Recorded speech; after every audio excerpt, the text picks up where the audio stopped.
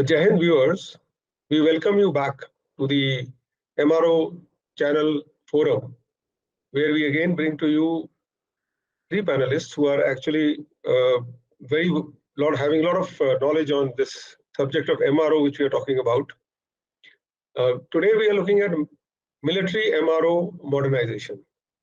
We have with us Lieutenant General Dr. N.B. Singh, who served as Director General of Corps of Electronics and Mechanical Engineers, Director General Information Systems, and was a founding member of the Armed Forces Tribunal, Jabalpur. He specializes in armored fighting vehicles. A knowledge leader, he made significant contributions to the development of Takshak vehicle, Arjun ARRV, and Dhanush. He was a military attaché technical at Indian Embassy in Moscow. He writes on issues related to strategic readiness, defense industrial base, self-reliance, and data analytics related to MRO. We also have with us Lieutenant General Dr. Anil Kapoor, who served as Director General Electronics and Mechanical Engineers and Director General Information Systems. A chartered engineer, he was awarded the Eminent Engineer Award 2020 by the Institution of Engineers. He is a professor of practice at IIT Tirupati and also a board member in their Innovation Hub.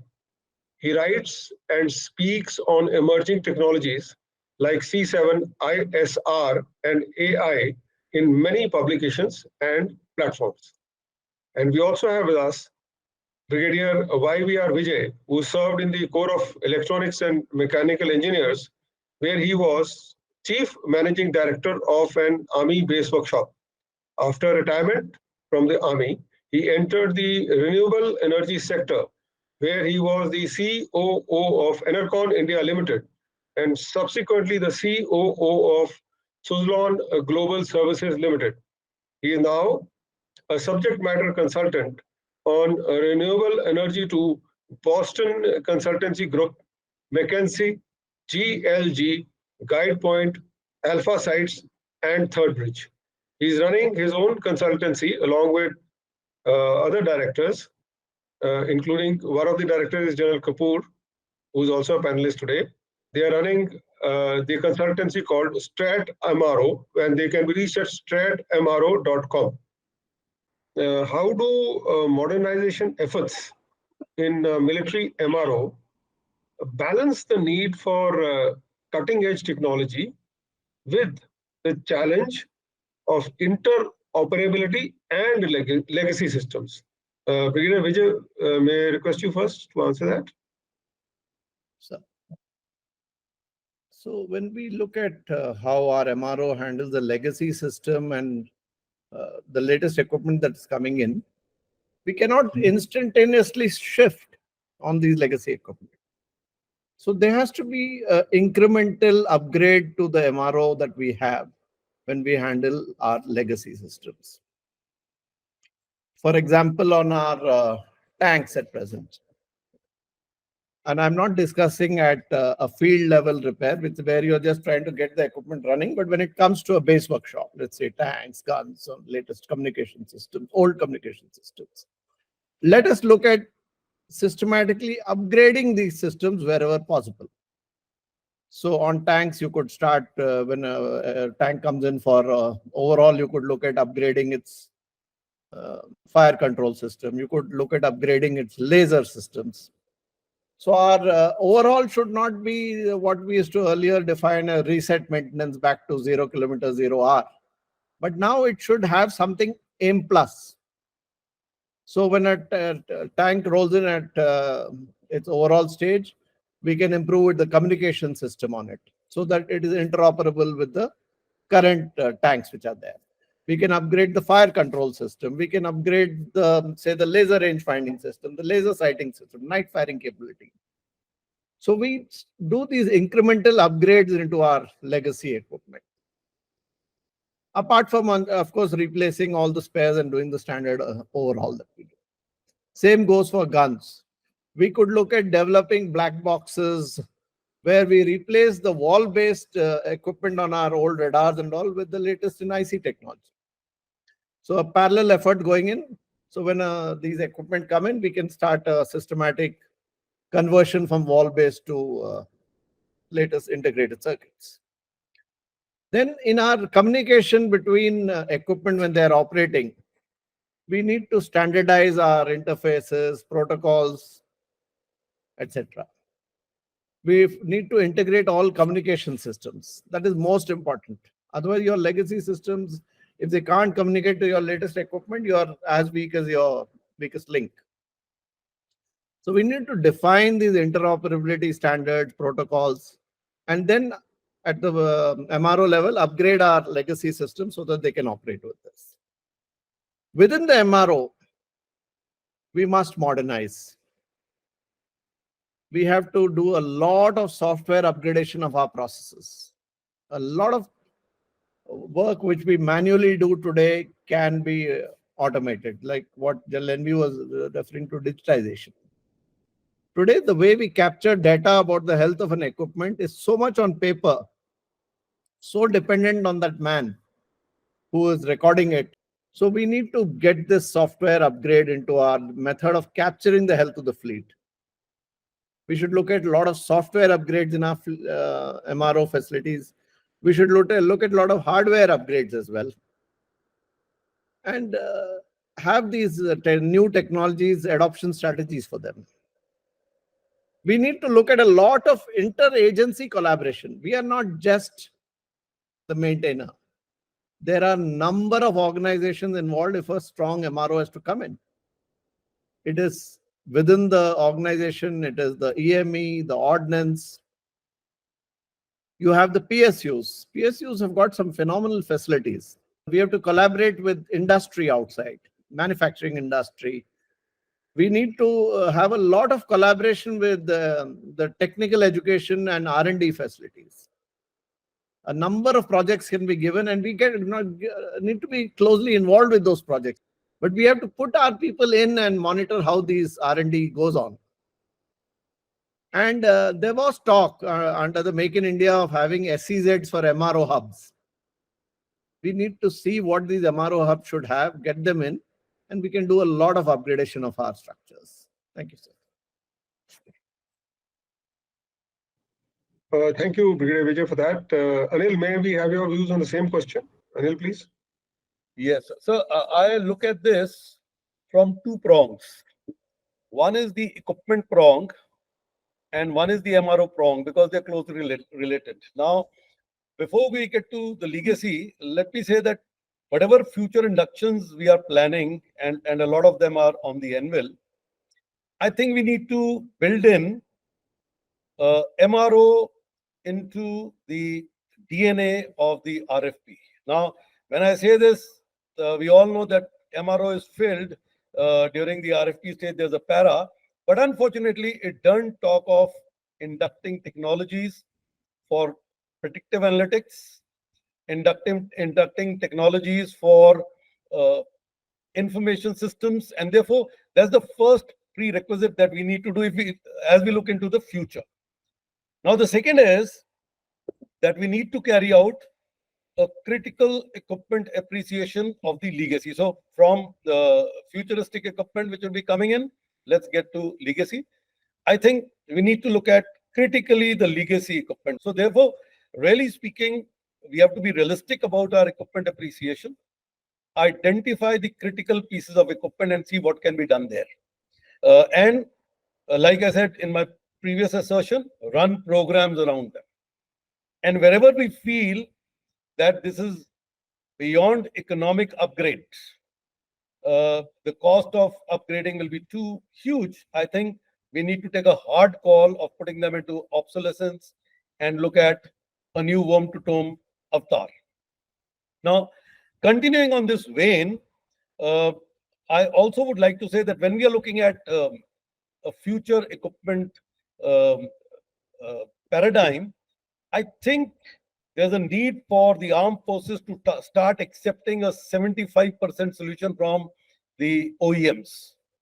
We need to think through this paradigm, and I'll define the paradigm. The paradigm is when you import an equipment, you start at 100, but 5 years down the line, you come down to 75. Why? Because the spares are not available, the technology by itself has upgraded itself, and the OEM support becomes cost prohibitive. Even, so that is one. Whereas if you look at the indigenous equipment, you may start at 75, but 5 years down the line, you will be 100%. We should be able to arrest most repairables as far forward, and for that, we need to plan our infrastructure. It cannot be ad hoc. I'm of the strong view that we need to give MRO its rightful place on the edge. It is doable, and I think at the end of it all, it is all driven by what I said earlier: structure, policy, and funding. I think we need to get our act together if we want to really do a meaningful transition. YVR has brought out some brilliant points. I think if we club it into a strategic kind of a visage, we will be able to make a huge difference over the next decade or so in this area. And I think it is a compulsion and no longer a choice. I mean, let's look at Russia. We all, are gaga about Russian equipment. Look at the way they have failed in the Ukraine war. They have actually failed. I mean, if you compare them with Ukraine, and I was attending some of these seminars recently on the subject with subject matter experts, including a lot of diplomats, and today also there was one. It's been 2 years plus, and a country like Russia, which thought they'll be able to use the sledgehammer to sort out Ukraine, has not been able to do so. It's not easy. And despite the fact that they are technologically fairly advanced, they are supplying to the whole world equipment and everything, but they themselves have been found wanting in their combat force regeneration. And therefore, this gets me to the last point that I think high time we start adopting as a strategic perspective, a transition from just comparing combat ratios, which is the initial state, to combat force regeneration ratios, which has actually been seen in all the wars, that whosoever does a better combat force regeneration actually carries the day in war. You may be very good combat ratio wise. We have this Arab-Israel war, and we all know it. We all have been from the same stock. That how Israel turned the tide by doing a better CFR despite a lower combat ratio. So I think, all in all speaking, it requires a paradigm shift in our thinking, and MRO has to be given its rightful place if we have to really make all this happen. It cannot happen in the present structure. It cannot happen with present funding. It cannot happen with the present mindset. We need a paradigm shift in all this. Thank you, sir. Thank you for that, Anil. And Janaki sir, once again, I'll request your views on this. And I'll just say the question again, that is, how do modernization efforts in military MRO balance the need for cutting-edge technology with the challenges of interoperability and legacy systems? Janaki, please. Yeah, okay. See, first of all, I'll just like to bring out, that these complex platforms like fighters, tanks, missiles, rocket systems, marine crafts, etc., over a period of time, they have become very high cost and multidisciplinary. So this aspect of multidisciplinary has its flip and flop side. High cost is something, which the pinch is being felt even by the richest nations in the world. And if you see since World War II, you see the trends. When the Starfighter came, it had a service life of just about 2 decades. The Shermans and the Pattons also just lived for about 2.5 decades. Thereafter, in the 70s, when a major, transformation took place and the third generation systems got fielded in early 80s, like you take the case of the F-16, or you take the case of the Abrams M1, or you take the case of the T-72. Since then, what has happened is that the costs are really skyrocketing, and countries are finding it very, very difficult to replace these. You take the case of the M1 tank, it was supposed to be replaced by a platform which should have come out from the Future Combat System programs of the US Army. The XM1 202 was supposed to be the tank to replace this, but because of high cost, the whole FCS program got shelved. And you still see the M1 today. It's on record that they are going to retain it beyond 2050, maybe up to 2070 or so. So how have they done it? They have managed obsolescence in a very, very, planned manner, what they call it as the system enhancement programs. It's a capability driven approach where with each fielding of this platform in any combat operation, you identify capability gaps, you identify the what kind of weapon systems are being used by the adversary, and then you try and use technology to fill up these capability gaps. So I feel that if you keep a legacy equipment as such, it becomes a lame duck. You have seen that in the Ukraine war, you have seen how badly some of the systems, some of these legacy systems have been mauled by modern technology. So, one has to understand that, and therefore, one has to look at technology insertion in a planned manner. Now, for doing that, the MRO system has to be geared up to do that. We did try and do a few of these in the combat improved Ajay and things like that. But overall, I feel that this can only take place through a combined or a systems approach involving the user, the maintainer, the OEM, and the industry, because these have to be thought of in advance. Your complete manufacturing integration done, trials carried out, and once the whole design is matured, then only you can allow these systems to get inserted into existing technologies. And remember that the moment you do that, the OEM of course will say that now of course I have no longer I'm responsible for any of the accidents or performance deficiencies taking place in this. Then that system becomes yours. So when we carry out these kind of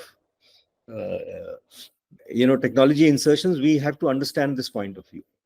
However, this is the approach today, and most countries, even US, you find that after initially they had the M1 with a 105mm local gun system. Subsequently, they found that the German Rheinmetall gun was much superior, and they went in for that. Similarly, it is reported that they are going in for active protection system, which has been made by the Israelis. So wherever you find a mature technology, you can always pick it up and integrate it. Latest, you have seen that in Ukraine, how the first-person view drones have, destroyed about 4 Abrams. That is what is there in the news. So we have to wait for the US industry to see how they will produce a counter to this. Now, in our context, to be able to do this capability enhancement programs, the first person is, of course, the user. He has to agree for it. So it's very important that, first of all, this concept of system enhancement or capability enhancement projects is understood by all. And it is very important from the operational effectiveness angle. What kind of technology insertions we can do, I call them the technology upgrades, which is basically to defeat obsolescence. So I think to be able to do all this, the most important thing is to have a vibrant defense industrial base, first of all, which is innovative and agile. Then, of course, a modern MRO setup, which should be in a position to absorb these technologies which are developed by the industry and very efficiently integrate this. So I feel that, when we modernize military MRO, a balance between the infrastructure requirement for plane overhaul, which has been specified by the OEM, then overhaul with upgrades to beat technological obsolescence, and overhaul with operational upgrades. A balance between these three needs to be created. The percentage can be fixed, and suitable budgeting to be provided. because without that, nothing can move, which is not the case today. And apart from that, I feel that we should also look at tri-service sharing of MRO assets. That also is a kind of a interoperability, I'll say, where the MRO assets of the three services can be shared. And we have been doing it in a very limited manner because some of our radars, being done by the Air Force, some of their thermal systems being done by us. But I think the scope is very large and it needs to be expanded so that overall, at the end of it, you end up with better utilization of the line which has been set up.